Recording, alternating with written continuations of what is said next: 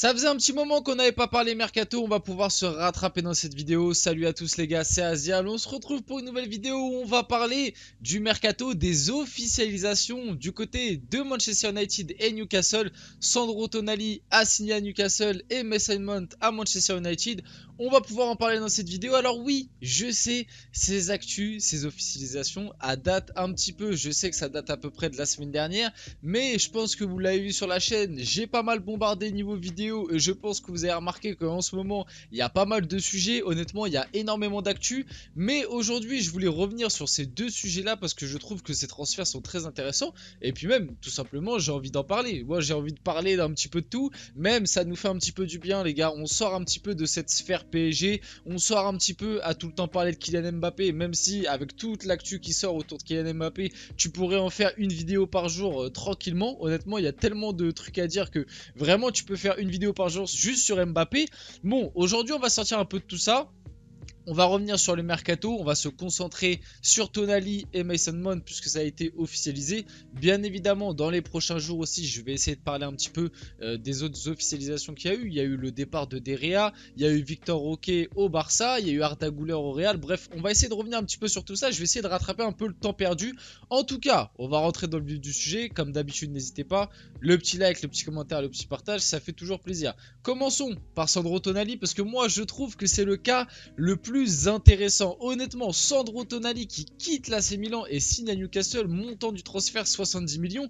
Déjà, je voulais dire, les gars, je sais pas vous de votre côté, mais qui s'attendait à ce départ? Moi, personnellement, à aucun moment, je m'y attendais à un départ de Tonali de l'AC Milan. Mais pour moi, Tonali, ça représentait parfaitement l'AC Milan. Et d'ailleurs, je pense que ça s'est vu via les images qu'on a vues de lui, via même certains médias, certaines rumeurs. Lui n'avait pas du tout envie de quitter le Milan. C'est vraiment le Milan qui a, entre guillemets, forcé son départ parce qu'ils ont expliqué que une offre de 70 millions à l'heure actuelle, vu comment ils sont financièrement, c'était irrefusable. Après, je crois que je suis pas spécialiste du Milan, mais je crois aussi que le départ de Maldini a une petite incidence sur ça, notamment du fait que Maldini avait une énorme importance au sein de l'organigramme du Milan et que du coup ça peut changer quelque chose. Mais du côté de Tonali, il voulait rester, il voulait complètement rester à l'AC Milan et c'est assez surprenant. Et le pire, au-delà même que ce soit assez surprenant qu'il parte, c'est là où il va. Moi je comprends pas qu'il n'y ait pas d'autres clubs qui aient essayé de shipper. Attendez, on parle quand même de Sandro Tonali, les gars. Moi, vous pouvez me dire ce que vous voulez, Sandro Tonali, ça reste un milieu de classe mondiale, ça reste un top milieu qui peut jouer 8, qui peut jouer 6, qui a une énorme qualité, mais que ce soit technique, défensive, même l'agressivité et tout, vraiment un milieu moderne qui est très bon défensivement, qui est très intelligent, très bon avec le ballon. À la limite, le seul petit souci qu'on peut lui donner, mais encore c'est pas forcément son registre de jeu, c'est qu'il n'est pas hyper décisif, c'est pas un milieu qui va t'apporter un énorme taux de passes décisives ou de buts, mais sinon dans le reste, voilà, c'est un milieu récupérateur, une sentinelle, même un meneur de jeu retrait, appelez ça comme vous voulez, mais exceptionnel, et moi je trouve ça incroyable. Alors Newcastle, ça travaille très bien. Attention, Newcastle, ça travaille très bien. Ça se qualifie en Ligue des Champions, tout ça, tout ça. Mais je trouve ça quand même assez incroyable que personne n'essaie de le shipper. Surtout que là, je vous le montre, contrat jusqu'en 2029, donc un contrat de 6 ans, avec 7 millions par an, entre guillemets seulement. Moi, je trouve ça quand même pas si énorme qu'on a voulu nous le faire croire, hein. Pour rappel, 7 millions par an, c'est ce que prend Bernat au PSG, hein. Juan Bernat, remplaçant. C'est ce que prend Juan Bernat au PSG. Ekitike, il est pas loin. Non, mais juste pour un petit peu remettre dans le contexte, hein. Ekitike, il est pas loin des 7 millions par an. Juste, voilà, pour qu'on s'en rende compte un peu, pour vous dire que vraiment, 7 millions par an, ça peut paraître énorme. Alors, par rapport à son salaire qu'il avait au Milan, c'est sûr, c'est une explosion. Je crois qu'au Milan, il était à 2,5 millions par an, si je me trompe pas. 2,5 millions ou 3 millions par an, je crois. Donc là, il double, voire même il triple, parce qu'il y a 2 millions en option. Transfert le plus cher pour un joueur italien. Assez surprenant, c'est vrai qu'il n'y a aucun joueur italien qui a été transféré plus que 70 millions. Mais moi, honnêtement, 70 millions, je trouve pas ça si déconnant que ça. Et pour Newcastle, c'est vraiment une acquisition énorme. Comme je l'ai dit, bon, bah, Sandro Tonali prêt à conquérir la première ligue. Mais comme je l'ai dit, les frères, le step up, mais vraiment, hein, moi je comprends pas, pour 70 millions, je comprends pas qu'il n'y ait pas d'autres clubs qui se soient positionnés. Moi je suis un Liverpool à l'heure actuelle, Fabinho vu la saison catastrophique qu'il vient de me faire, mais je vois Tonali à 70 millions, mais je saute dessus plutôt que d'avoir pris Szoboszlai quoi. Enfin moi personnellement, entre Tonali et Szoboszlai, c'est pas le même registre du tout. Szoboszlai c'est plus un 8-10 et Tonali c'est plus un 6-8, mais moi, le choix il est vite fait. Hein. Ah, je prends Tonali direct. Même il y a d'autres clubs. Par exemple, United qui a pris Mason Mount, on va le voir après. Pareil, tu prends Tonali, tu fais Tonali Casemiro. Bon, les frères, c'est du solide. Hein. Moi, je peux vous le dire. Je trouve que Tonali, vraiment, on sous-estime ce transfert. Le transfert de Tonali à Newcastle, c'est sûrement l'une des plus grosses réussites de ce mercato. Je le dis haut et fort. Alors, le mercato est qu'au début. Hein. Mais vous allez voir que vraiment ce transfert c'est une dinguerie. Surtout que le milieu de terrain de Newcastle pourrait ressembler à celui-ci la saison prochaine. Parce que en plus d'avoir fait signer Tonali, du côté de Newcastle, ça parle d'une possible arrivée de Barella. Et ça parlait de 55 millions. Alors c'est pareil, hein. Peut-être que ça a changé d'ici là, mais pendant un moment ça parlait d'une arrivée de 55 millions de Barella à Newcastle. Mais les gars, si Barella signe à Newcastle pour 55 millions, mais le milieu de terrain qu'ils ont, Bruno Guimaraes, Tonali, Barella, pour un prix conséquent les trois réunis, mais individuellement parlant, moi personnellement 55 millions pour un Barella c'est donné, 70 millions pour un Tonali, moi je trouve pas ça excessif du tout. Et Bruno Guimaraes il avait été acheté quoi, 40, 50, quelque chose comme ça à Lyon. Franchement t'as un milieu de terrain phénoménal pour pas non plus des prix exorbitants. Voilà, t'as pas claqué 100 millions comme a pu le faire le Real avec Tchouaméni et Bellingham, 200 millions sur 2,6 quoi.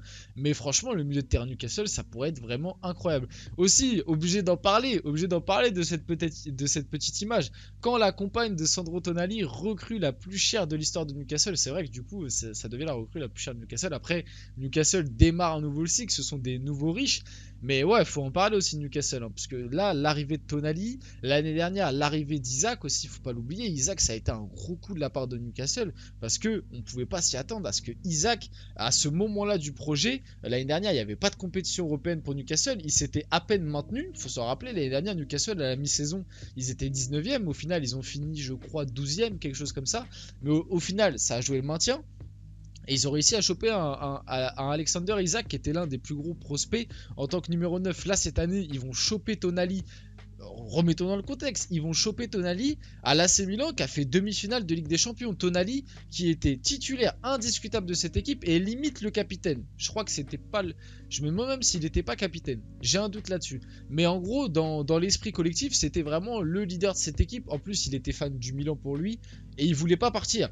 Et Newcastle a réussi à faire ce coup. Moi, je trouve ça incroyable. Moi, je le répète, hein, je comprends pas comment ça se fait qu'il y a que Newcastle qui se soit positionné et que personne n'ait essayé de shipper Tonali. Le PSG, toc toc toc, 60 millions sur Ugarte. Bon, bah pour 10 millions de plus, t'as Tonali. Je peux te dire que le choix, il est vite fait. En plus, Tonali est très jeune. Hein. Tonali a 23 ans. Ugarte en a 22. Vous commencez à sentir la douille du côté du PSG pour regarder, hein. Dommage, Tonali. Après, les gars, on peut pas tout avoir. Tonali, il a pas Jorge Mendes comme agent. Ah bah, il peut pas signer au PSG. Bref, fin de la petite vanne. Du coup, je vous ai mis aussi ça parce que je trouvais ça assez marrant. La tête de la compagne de Sandro Tonali quand elle a découvert le centre d'entraînement de Newcastle. Ah, franchement, ça m'a fait rire. Franchement, je vous dis la vérité, ça m'a fait rire. Surtout les réactions via les réseaux. J'étais mort de rire. Et des réactions de ouf. Il y a des gens, ils ont dit. Il y a des gens, ils ont dit, mais à l'AC Milan, ils s'entraînent dans des grottes ou quoi? Mais je vous jure, la réaction, elle est surdimensionnée. Et surtout qu'à côté, t'as Tonali, il est blasé de ouf. Bref, je trouvais ça assez marrant. Passons sur le cas Mason Mount, où j'ai peut-être un peu moins de choses à dire. Mason Mount qui signe du coup à Manchester United, il quitte Chelsea pour un montant de 70 millions. Chelsea aussi, il faudra peut-être en parler. Hein. J'en ferai peut-être une vidéo, mais... Chelsea, l'année dernière on les a vannés, enfin ouais, durant la saison parce qu'ils ont fait un énorme mercato, mais là cet été ils ont dégraissé de ouf et au final pour avoir dégraissé, pour entre guillemets vendre leur poubelle, ça vend très très bien. Un Mason Mount vendu 70 millions, moi personnellement je trouve que c'est très bien vendu, surtout quand on voit la saison qu'il vient de nous faire. Alors on va parler un peu de Mason Mount, hein. Moi personnellement Je suis pas hyper fan du joueur. Voilà, je vais pas faire le mytho. Je suis pas un grand fan de Mason Mount. Après, ça reste un très bon joueur de Première Ligue. Il a été important, faut pas l'oublier. Il a quand même été important lors de la victoire en Ligue des Champions de Chelsea sous Thomas Tuchel. Après, c'est le même débat. Là, il est parti à Manchester United. Bon, on a bien compris que du côté de Chelsea, ça on voulait plus. Ça arrive à le vendre 70 millions. C'est une très belle vente pour Chelsea. Là, il arrive du côté de Manchester United. Du coup, je trouve que c'est un petit peu cher. Je l'aurais plus vu aux alentours des 50 millions. 50, allez, 60 grand max. Je trouve que ça aurait été plus cohérent plutôt que 70.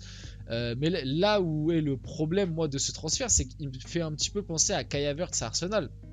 Pour ceux qui n'ont pas vu ma vidéo, d'ailleurs, n'hésitez pas à aller la voir. Mais quand j'ai parlé du cas Kai Havertz à Arsenal, moi je disais que j'étais très sceptique, alors que pourtant la plupart des gens étaient assez enjoués. Moi j'étais très sceptique parce que tout simplement c'est très bien, la qualité du joueur, il n'y a rien à dire, que ce soit Kai Havertz ou que ce soit Mason Mount, les deux ont d'énormes qualités. Mais là où est le problème, c'est où est-ce qu'il va jouer, comment va jouer Manchester United. Moi personnellement, je vois mal un Mason Mount jouer dans le double pivot à côté de Casemiro. J'ai du mal à y croire. Pour moi, Mason Mount, c'est un 8 très offensif, voire même plus un 10, voire même il peut dépanner sur un côté. Alors c'est vraiment pas optimal de jouer Mason Mount sur un côté, mais il peut le faire.